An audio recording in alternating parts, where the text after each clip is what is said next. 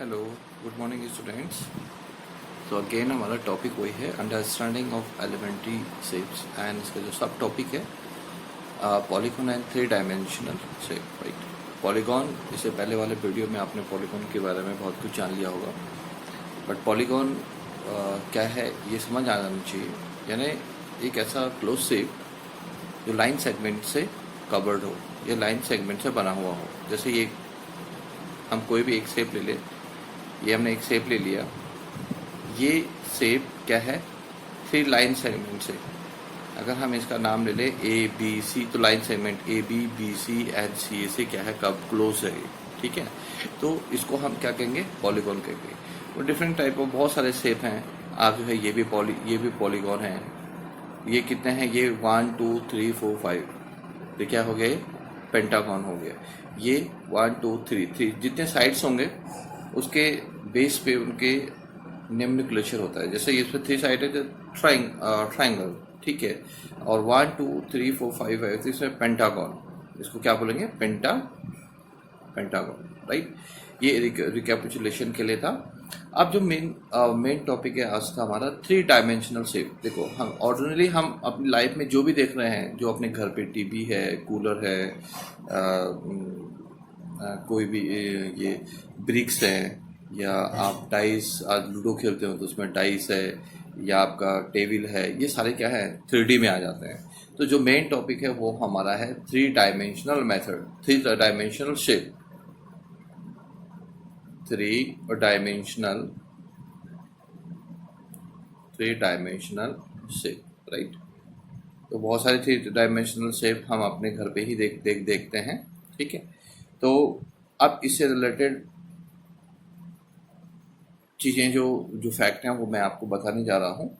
कि जैसे three dimensional में, जैसे नेम से ही पता चला, 3D, इसको हम 3D भी बोलते हैं। जैसे इसका लेंथ भी, हाइट भी और ब्रीथ भी, तीनों चीज़ें हमको दिखाई देती हैं अगर हम किसी भी ऑब्जेक्ट की तीनों चीज़ों को देख पाएँ, ठीक है। और देखते ही हैं हम अपने घर पे किसी भी अगर हम कूलर के सामने बैठे हैं तो उसका फ्रंट साइड भी देखा जाता है, थोड़ा सा उसका क्या बोलते हैं, उसकी लेंथ भी दिखाई देती है, उसकी ब्रीथ भी, और उसकी हाइट भी दिखाई देती है, राइट ना। तो इसी से बेस है हमारा थ्री डायमेंशनल शेप। और कुछ फैक्ट हैं इसके बारे में, देखिए इसमें है बहुत सारी चीज़ें। मैं एक थ्री डायमेंशनल वाला शेप यहाँ पर ड्रॉ कर रहा हूँ, और आप सभी इसको भी आराम से ड्रॉ कर सकते हैं। आपने ये किया, फिर ऐसा, राइट। अब ये आपने क्या कर दिया, ये थ्री डायमेंशनल शेप, माना कि ये एक आइसक्रीम ब्रिक है।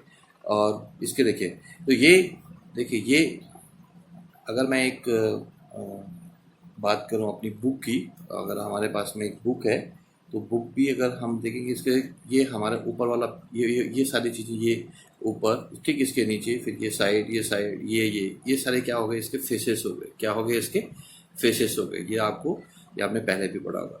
ये जो कॉर्नर, जहाँ पर ये मिलते हैं, ये कॉर्नर,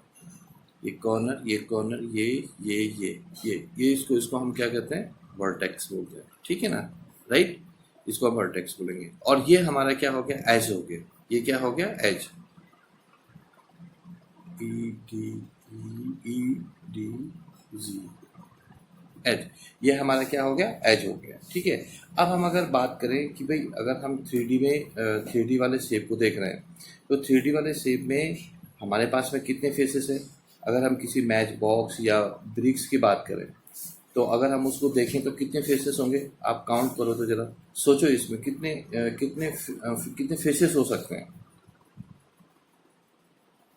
कितने फेस होंगे।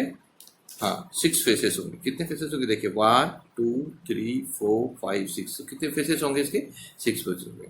ऐसे ऐसे जो वर्टेक्स हैं वो कितने हो जाएंगे इसके, काउंट करो जरा, इसके वर्टेक्स कितने हो जाएंगे, ऑलमोस्ट कितने हो जाएंगे इसके वर्टेक्स,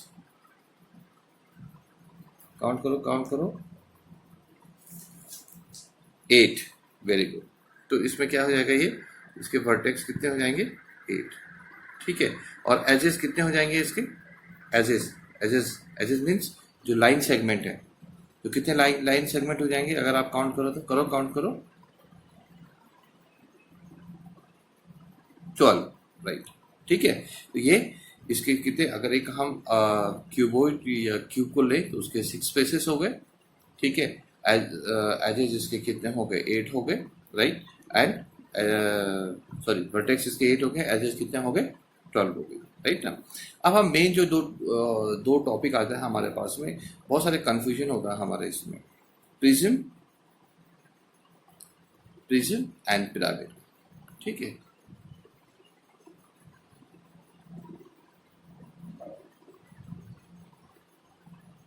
प्रिज्म एंड पिरामिड में ये दो चीज़ें हमको बड़ा कंफ्यूज करती है कि भाई हम प्रिज्म, ये प्रिज्म है या ये पिरामिड है, क्योंकि क्या होता है, सॉरी, पिरामिड, ठीक है ना। तो ये प्रिज्म और ये पिरामिड है, इसमें बड़ा कंफ्यूज हो जाता है कि हम किसको हम प्रिज्म बोलें और किसको हम पिरामिड बोलें। तो प्रिज्म में क्या है कि एक्चुअली प्रिज्म के जो बेस होते हैं वो क्या होते हैं, सेम होते हैं। अगर उसका बेस ट्रायंगल, देखिए ये प्रिज्म है, प्रिज्म का उसमें 2 आइडेंटिकल बेस होते हैं, ये और ये, ठीक है, ये आइडेंटिकल बेस होते हैं। और अदर फेसेस क्या होते हैं, रिएक्टेंगल्स होते हैं। तो ये प्रिज्म की क्या है, क्वालिटी हो गई, ठीक है, ये इसकी प्रॉपर्टी हो गई, ठीक है। अब पिरामिड में क्या है, सॉरी, पहले प्रिज्म के बारे में पूरे, यदि इसका बेस क्या है, रिएक्टेंगल है, तो इसको ट्रायंगल प्रिज्म बोलते हैं। क्या बोलते हैं इसको, ट्रायंगुलर प्रिज्म, राइट। इसका बेस अगर स्क्वायर हो, अगर ये भी स्क्वायर है, दूसरा भी स्क्वायर है, तो क्या हो जाएगा, जैसे अगर हम बात करें स्क्वायर है तो उसका क्या हो जाएगा, स्क्वायर प्रिज्म हो जाएगा। अगर रिएक्टेंगल है, उसका बेस मैंने टू आइडेंटिकल बेस अगर आपके रिएक्टेंगल है तो रिएक्टेंगल प्रिज्म हो जाएगा। अब रही पिरामिड, पिरामिड में बेस क्या हो जाएगा, बेस किसी भी शेप का हो सकता है, लेकिन जो इसके अदर फेसेस होते हैं वो क्या होता है, ट्रायंगल शेप का होता है। माना अगर मैं इसकी बात करूं, ये हम एक स्क्वायर और रिएक्टेंगल स्क्वायर ले रहे हैं, ठीक है।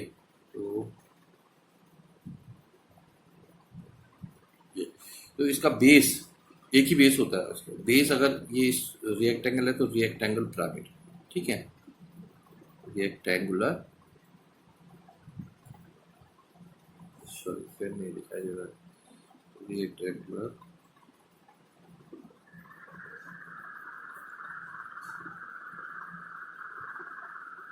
रिएक्टेंगुलर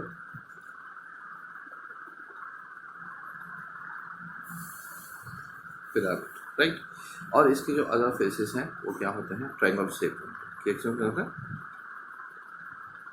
ट्रायंगुलर शेप होता है। ये किस में होता है, ट्रायंगल शेप। क्लियर हो गया, 1 2 3 4 अदर फेसेस क्या होंगे, ट्रायंगल हो गए। तो ये क्या हो गया हमारा, पिरामिड हो गया। माने सिंगल बेस होता है और अदर फेसेस क्या होते हैं, ट्रायंगल होते हैं, किसमें पिरामिड, ठीक है। तो ये ध्यान में रखना, प्रिज्म और पिरामिड, ठीक है। प्रिज्म में बेस क्या होते हैं, 2 आइडेंटिकल होते हैं, 2 आइडेंटिकल बेस होते हैं, 2 आइडेंटिकल बेस होते हैं, ठीक है। और उसका अदर फेसेस क्या होते हैं, पैरेलल होंगे या फिर क्या होंगे, रिएक्टेंगल होंगे। वेराज इन पिरामिड में क्या है, आपका एक ही बेस होता है और उसी के बेस और अदर फेसेस क्या होंगे, ट्रायंगुलर होंगे, ठीक है। तो इनके बेस पर ही इनका नेम रखा जाता है। जैसे प्रिज्म का बेस अगर ट्रायंगल है तो ट्रायंगुलर प्रिज्म, अगर स्क्वायर है तो स्क्वायर प्रिज्म। पिरामिड में अगर उनका बेस स्क्वायर है तो स्क्वायर पिरामिड, अगर उनका बेस ट्रायंगुलर है तो ट्रायंगुलर पिरामिड, अगर उनका बेस स्क्वायर है तो स्क्वायर पिरामिड, राइट, ठीक है ना। तो ये दो फैक्ट आपको नोट करना है।